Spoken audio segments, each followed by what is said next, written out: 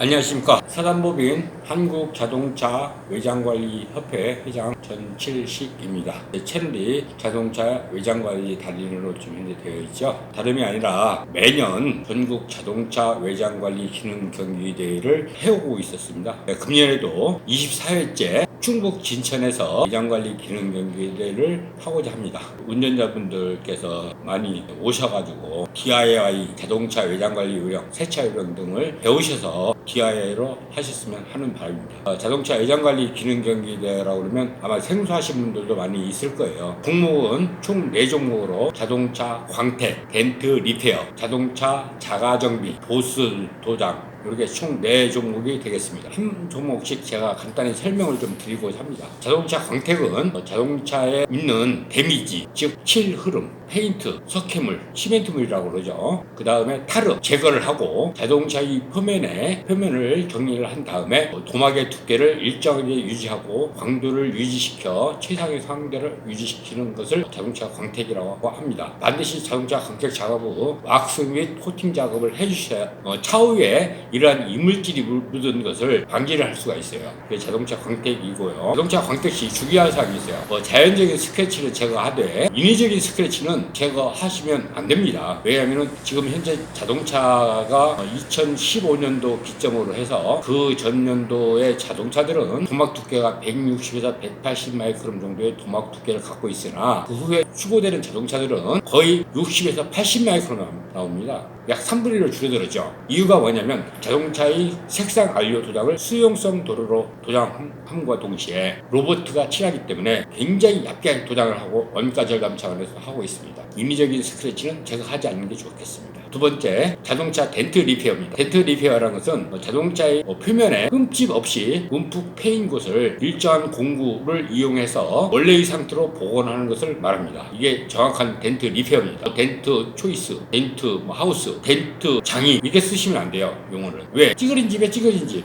그러니까 정확하게는 내가 덴트 리페어 하우스, 덴트 리페어 장인 이런 식으로 반드시 리페어라는 용어가 들어가야 맞다고 봅니다. 세 번째로 자동차 자가정비입니다. 자동차 자가정비는 자동차 전문가들이 하는 것이 아니고요. 말 그대로 자가정비입니다. 자동차 관리법 132조에 의해서 자동차 정비업을 등록하지 않고 할 수 있는 자동차 정비 범위입니다. 즉 우리 운전자분들이 점검하고 비상사태 시 대응해야 될 응급처치 방법들에 대해서 하는 겁니다. 타이어가 펑크 났을 때 스페어 타이어로 교환하는 방법, 리얼 램프 등의 전구 등, 후진 등이라든지 방향 지시 등, 브레이크 등, 번호판 등 이런 등등을 전구를 교환하는 방법. 그 다음에 내연 교환에서는 뭐가 들어가죠? 엔진 오일, 미션 오일, 파워 오일, 브레이크 오일 등 많은 종류의 기름들이 들어가고 있습니다. 이것을 적정한 양이 맞는지 점검하는 거고요. 또한 점도가 어느 정도 되는지를 점검하는 거. 그리고 이것을 모자라거나 많았을 때 적정량을 맞추는 거. 즉 보충하거나 빼내는 방법. 그 다음에 우리가 이제 자동차에 필요한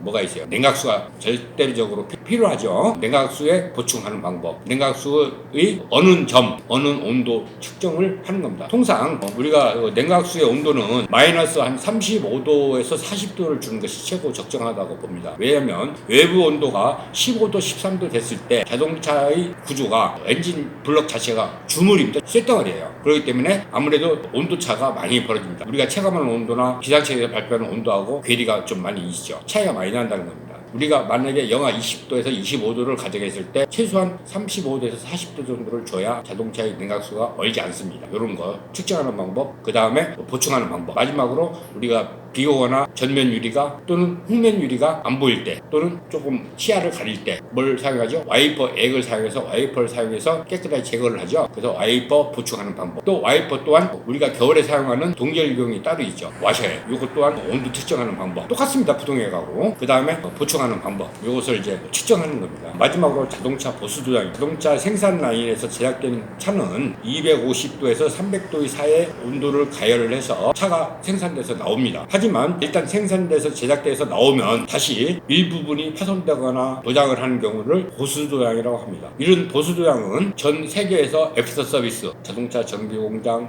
외장 관리하는 업체, 애돌 타입 페인트 등등이 있습니다. 이것이 보수도양이라고 보시면 됩니다. 그러면 자동차의 원래 상태로 열처리 됩니까? 라고 물어보신 분들이 굉장히 많아요. 근데 열처리라는 것은 A의 성질을 B의 성질로 바꿔주는 것을 열처리라고 합니다. 즉 다시 말해서 고온에서 A의 성분을 B 성분으로, 고온 또는 아주 낮은 온도에서 바꿔주는 것입니다. 그렇기 때문에 절대로 보수도양에서는 고온에서 할 수가 없습니다. 왜? 자동차의 보수도양 도료에는 60도 이상의 열을 가하지 않도록 되어 있습니다. 즉 다시 말해서 자연적으로 완전 건조는 20도에서 72시간이 지나면 완벽하게 건조가 되는 겁니다. 즉 자동차 정비 공장이나 이런 데서 열처리실이라고 하는데 열처리실이 아닙니다. 강제 건조실입니다. 강제 건조하는 경우는 60도에서 15분에서 20분 정도 열을 가열해서 건조를 시키는 것을 강제 건조라고 합니다. 최상의 조건은 40도에서 15분에서 20분 주고 2, 3회 주고 시간차를 주고 건조하는 것이 최상의 조건입니다. 이 점을 알아두시면 좋겠고요. 이 보수량 기능 경기대에